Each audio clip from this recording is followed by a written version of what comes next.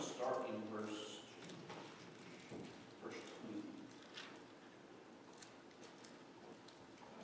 We're going to go through chapter 9 today. Hopefully get this lesson finished up. We should. Don't have much to go over. You don't know what it is.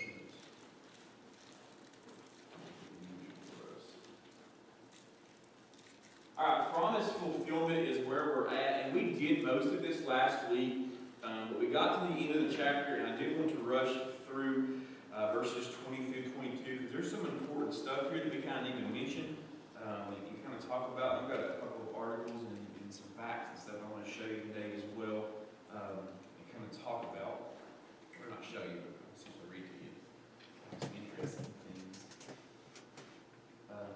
about post-flood world that we live in. It's kind of our world, and some of the stuff that was going on.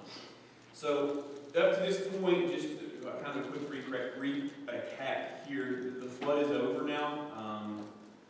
Noah sent the birds out, and one of them didn't come back, and he realized God would work for him. All the stuff that happened, and once they stepped off the ark, as we saw in verse 18 of chapter 8, his son's wife and his own wife, and all the beasts, every creeping thing, all the animals that he had put on the ark with him as well, walked out of the ark, right? Kind of probably a pretty wild scene. And as they were walking off the ark, the world that they stepped onto now was 180 degrees different. Like, it was totally different.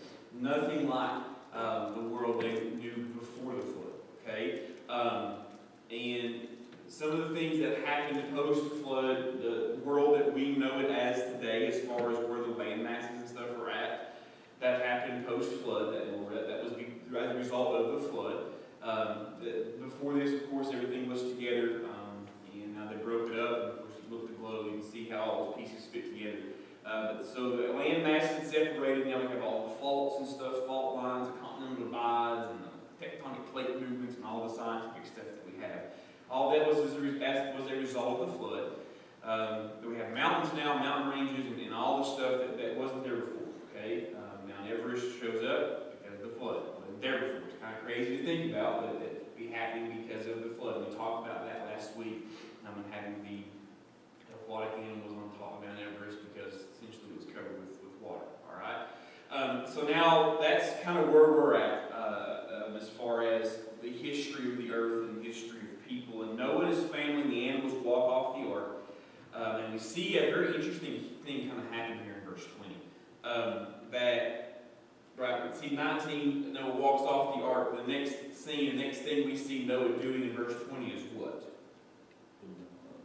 Building an altar, right? So verse 20 says, Noah built an altar unto the Lord, and took a very clean beast, a very clean fowl, and offered up burnt offerings on the altar. So he's offering up sacrifice and thanks to the Lord, and worshiping God the moment he stepped off the ark. And you can imagine probably what's running through his mind and his family's mind as well, as things are now just completely different.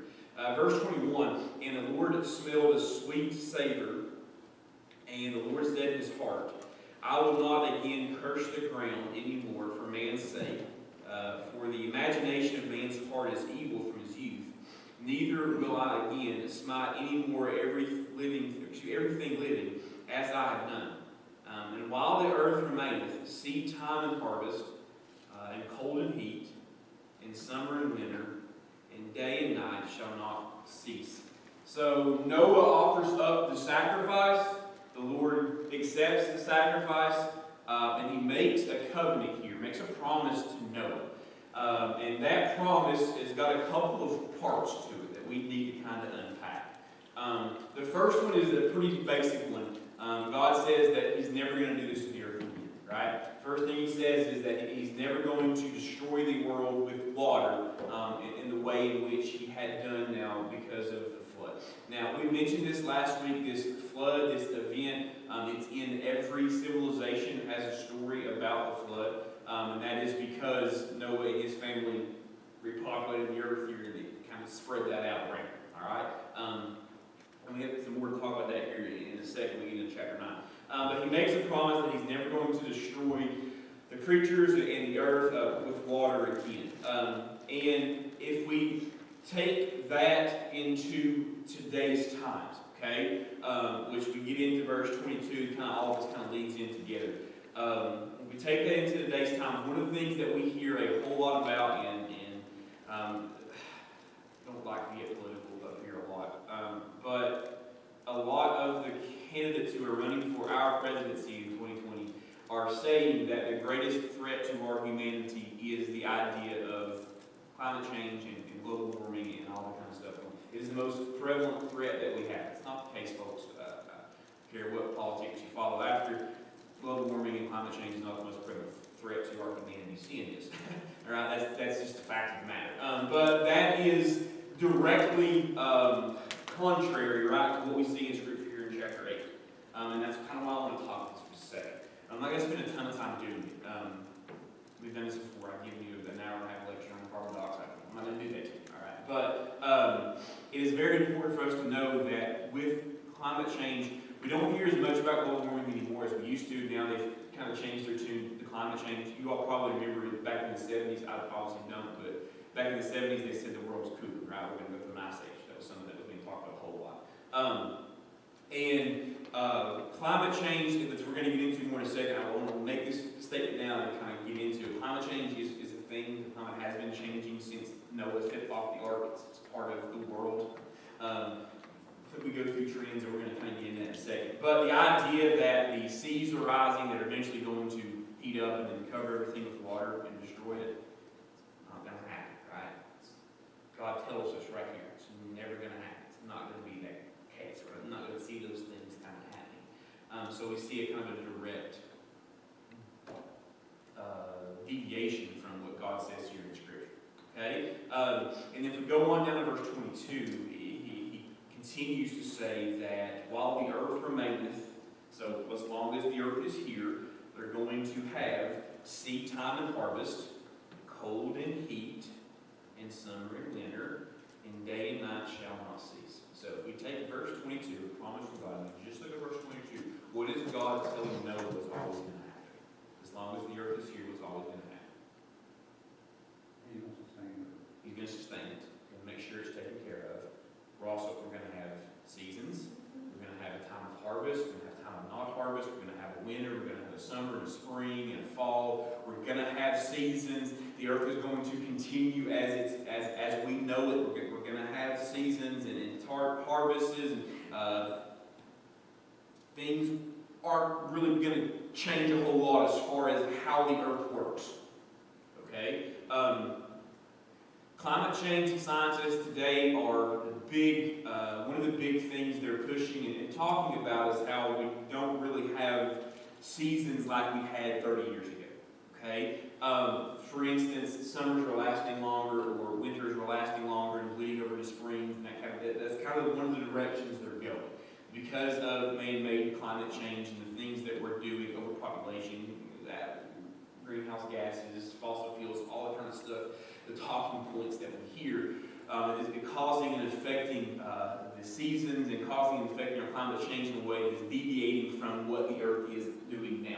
Okay? That is not true. It's not going to happen. God tells us here that we're always going to have things as we know them and as Noah saw them as well. As a matter of fact,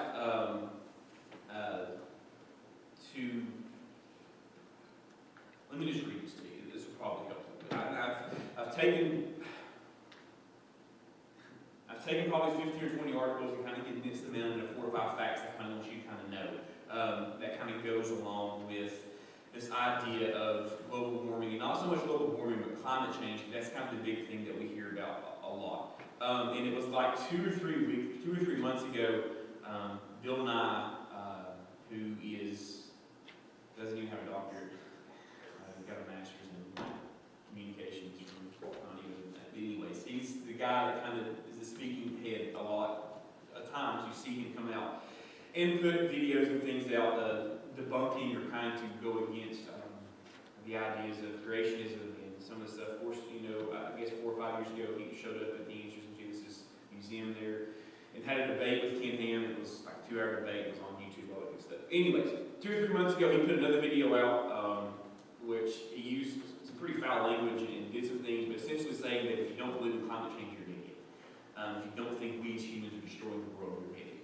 And in 3 hours, it got over 1 million retweets, it went viral, and all kinds of stuff. And these are some of the things that Bill Nye is kind of stating, and what not just Bill Nye, I don't want to use him, but what's called the evolutionary science community, the climate change community. And the reason why I want to spend some time talking about this is because it's directly opposite of what God says. Okay, that's why I'm not trying to give you a political view on what this is. Directly opposite of what God says. Okay, and we as Christians a lot of times with our creationism views and our beliefs in that are attacked a lot for being simple, being non-educated, and having no idea what the world around us and living in a bubble because we don't believe in the scientific facts a lot of times. Okay, so I want to spend some time talking about it. So this is kind of the high points of the 5 things that the scientific community says about climate change, and I've got the stuff that's the opposite of it. Right? So the very first one here stuff I kind of put together is talking about the atmosphere. Now we hear a lot about our atmosphere, greenhouse gas emissions, the Green New Deal that you've probably heard quite a bit about, and all kinds of stuff. Dealing with, saying again, one of the ideas out there is, in 12 years the world's going to end because of the greenhouse emissions. It's just crazy talk. But beside that being beside the point, that's one of the things. Our atmosphere, it's there. We're destroying it, and that's causing all the bad stuff that's happening to us today. Now, the atmosphere that we have is thin. It's about barely 60 miles and 100 kilometers in outer space. So it's not a very large, as far as the idea of how big the Earth is. It's not very large. Now, we shouldn't be concerned about our atmosphere being too thin because our atmosphere was designed that way. All right? It was designed by a perfect creator. Now, that doesn't mean that we shouldn't take care of it. Okay? God has given us this earth. He's put us in charge of it to make sure we're taking care of it. Okay?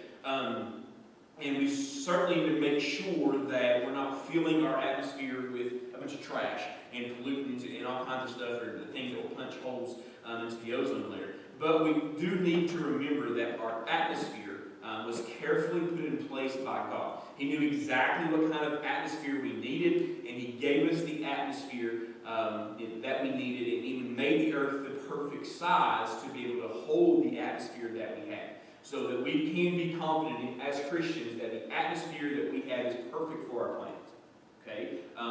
And the idea that the cutting down of all these trees and the EPA regulations that the earth, that the trees are the lungs essentially of the earth, and they put all this gas or oxygen back into the atmosphere that helps us breathe, that is not true. Okay? The trees actually contribute like less than 3% of the gas that we breathe in the atmosphere. The oxygen that's there, that God put there, that's what allows us to live. Now, the exchange rate with the trees and stuff is good, but it does other stuff. It's not just giving us oxygen. All right. So that whole idea is we shouldn't be over cutting down the forest, but God gave us these resources to use. We need to use them correctly, but the resources are here for us to use. Okay, so there's that. The second thing we hear a lot about is there's just so many people on Earth, right? I think last measure 7.6 billion. We'll probably have a different one here once we do the new census. The 7.6 billion is kind of where we're at right now, and that there are 7.6 billion people breathing and burning stuff and putting all this stuff into the environment now. And we say that kind of getting overpopulated and all that kind of stuff that's happening now.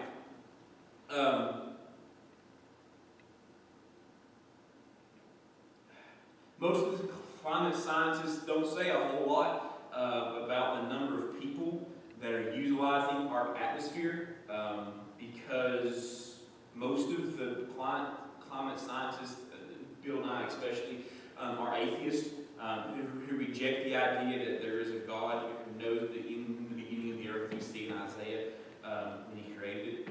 If those scientists accepted God's word and accepted His sovereignty, they would know that a large or an all-powerful God is not, in His sovereignty, is not going to allow all of humanity humanity to die off because of climate change or some other type of, or anything else.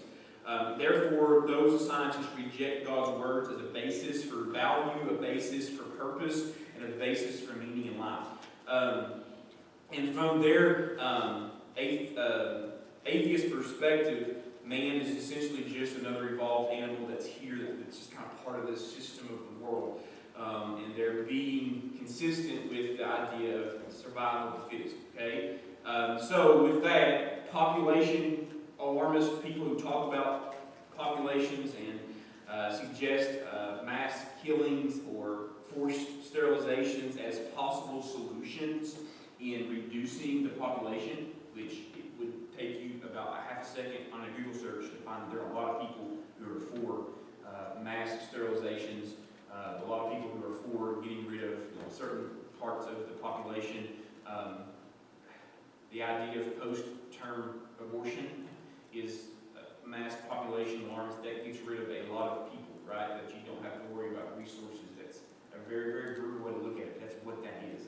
The same thing with euthanization of older people that gets them out, that they say takes the strain off of stuff. Those are things that you can find that a lot of people are for very quickly just by looking at stuff, okay? So that's all populations on reducing, or ideas on reducing populations. But they are complaining, or climate scientists will talk about the growing population and the strain it's putting on the earth a whole lot. Now, those ideas and all that kind of stuff comes down to essentially one worldview, or somebody's one on their worldview, and the solutions that go with it blame man and the increasing population for the state of the world as we see it today. Now, the overpopulation idea, or the mantra, is starting to lose some support from sociologists who study people, okay? And even the mainstream ones, the liberal ones, are kind of using the idea, or losing support in the idea of overpopulation. Some of the researchers, as a matter of fact, if you read them, and if you want to read them, I've got articles for you, I'll gladly send them to you.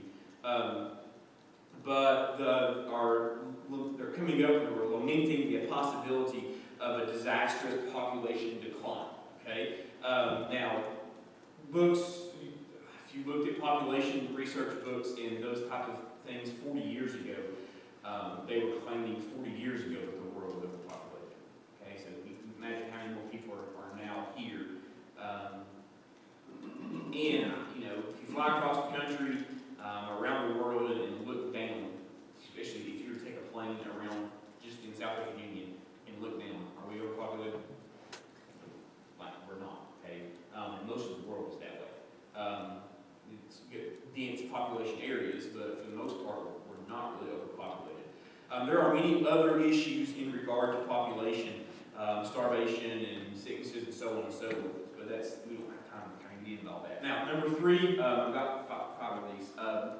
Temperature changes, we hear about this a lot. All this heat that we have in the atmosphere is changing things, right? And it's changing things and making things warmer. Therefore, things getting warmer, and it's changing, causing all these problems. All these terrible storms that we're having, and floods and all this kind of stuff. Our climate, to make this point, is indeed changing. It has been since Noah walked off the ark. It will continue to change. Earth is a living, breathing system.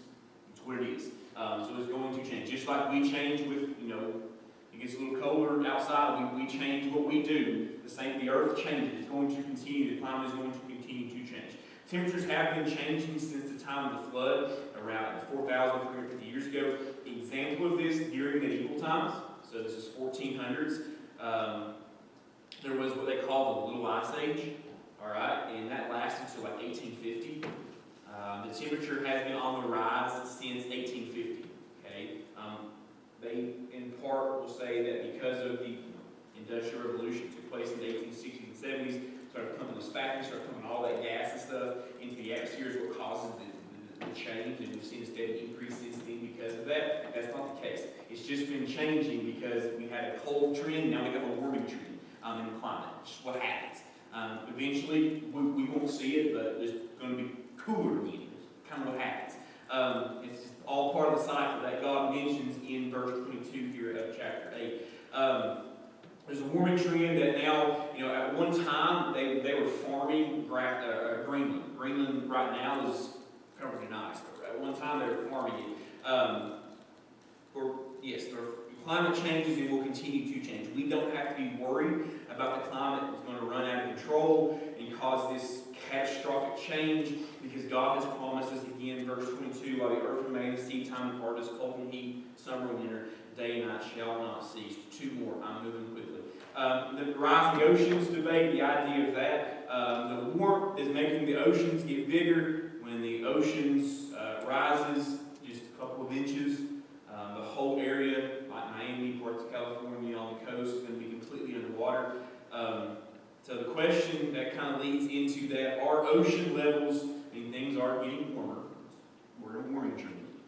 Are ocean levels really going to rise dramatically and catastrophically, just kill all these people because of these man-made problems that we have? Now, it should be noted that evolutionists or scientists believe in many ice ages over the course of Earth's billion-year history.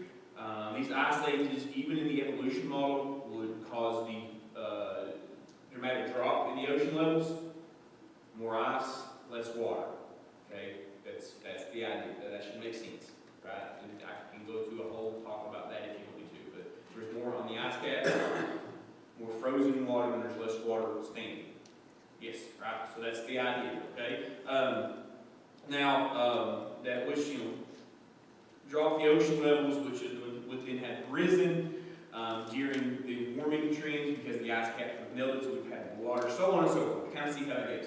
Now, biblical creationists reject the idea of multiple ice ages because we start with the true history of God's Word. The Bible records the events of the global flood, this flood, and the accompanying events such as volcanic activity, things going on after the flood would have produced perfect conditions for an ice age, which we just mentioned a second ago. The ice age would, of course, lower the ocean levels for a time before they rose again as the ice sheets melted, as the earth warmed up. So changes in sea levels are not unprecedented in either an evolutionary or in a biblical model. But the idea of drastic ocean risings, okay, is great, is a debate.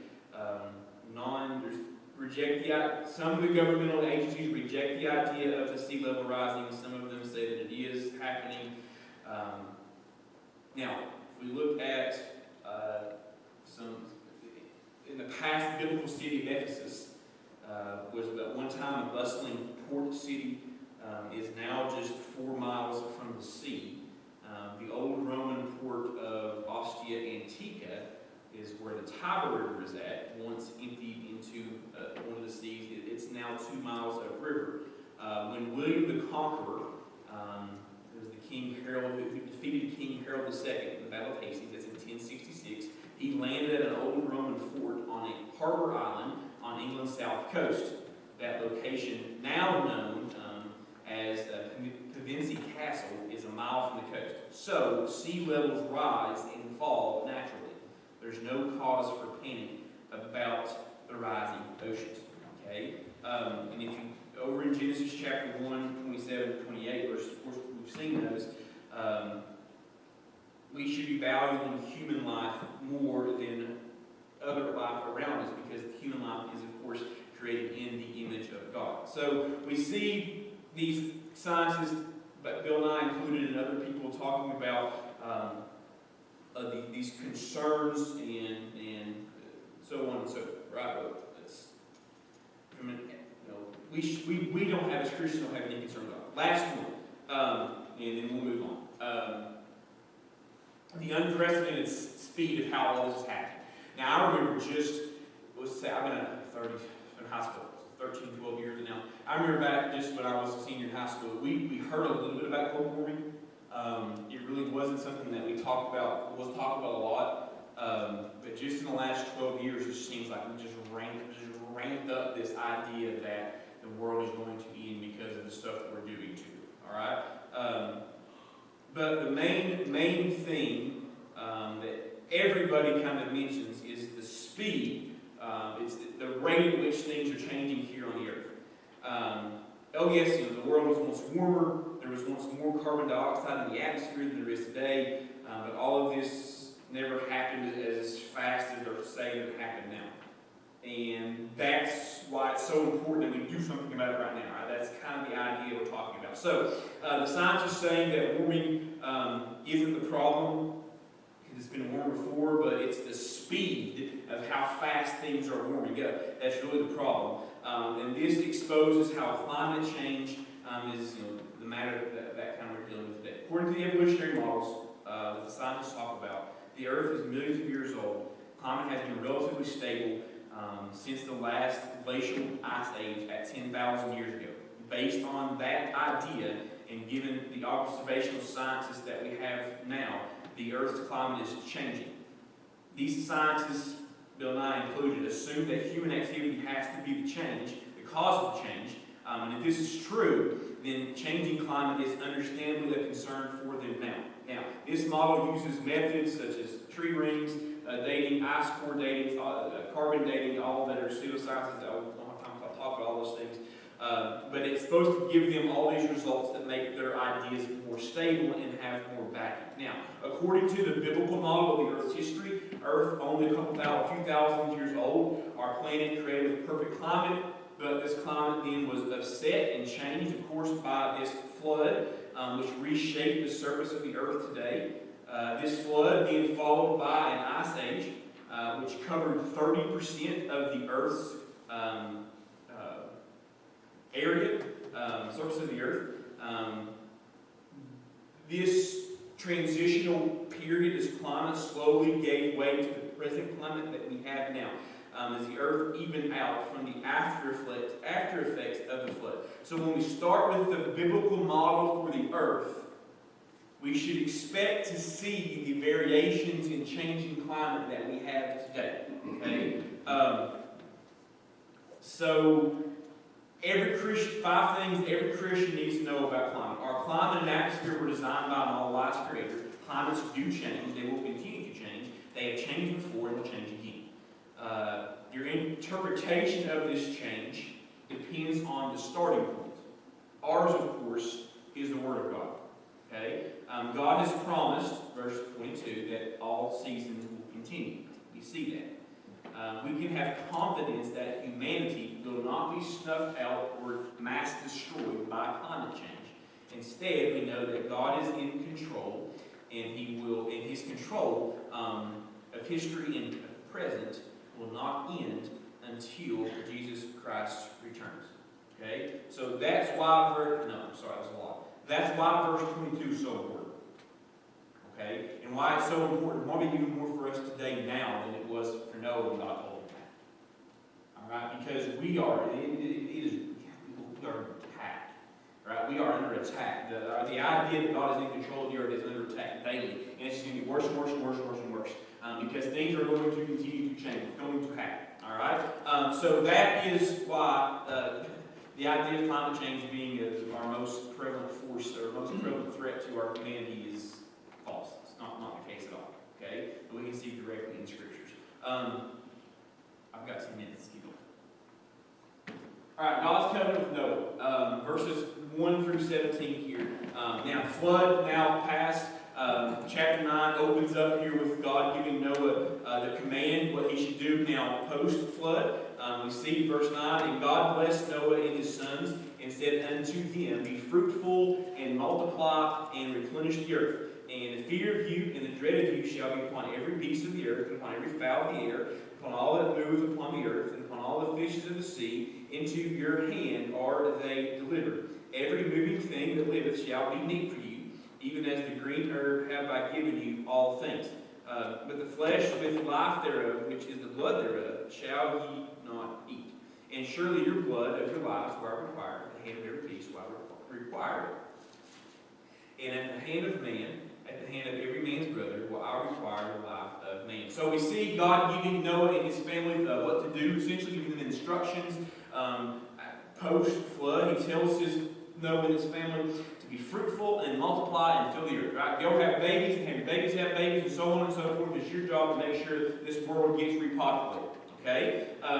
Which, to think about it, I mean, watching Chad and Sid raise Jackson and Sawyer, which is they're a handful, Pippa is becoming a handful, and we got another one coming. I can imagine having like 27 of these things running around, right? It's a whole different world, right? It's amazing kind of thinking about what these kids went through, right? What these men and women went through. But of course, God blessings for all, blessed them with multiple children, told them to do that. But sent them on, told them to be fruitful, to multiply, and from that point forward, right? We essentially, all of us come from Noah and his family. Okay. Somewhere down the line, if we got back into our DNA and looked at it, at some point we're all distantly related. As a matter of fact, we talked about this, I think a year ago, maybe 2 years ago. Evolutionary scientists go back and say that the mitochondrial DNA, it's mtDNA, little pieces of protein in your DNA, they say that every person that you can look, take DNA of every person, it comes from, there's 3 different variations. And they don't have an answer for it. Right?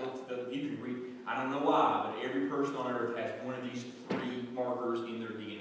We know the reason, right? Obviously here. But they don't, the scientists don't have an explanation for it yet. Okay, which in evolution, it's in papers, it's in publishings now talking about everybody's DNA has 3 different variations. I think it's just amazing, kind of cool to see that. All right, so God tells them to go on and do to multiply.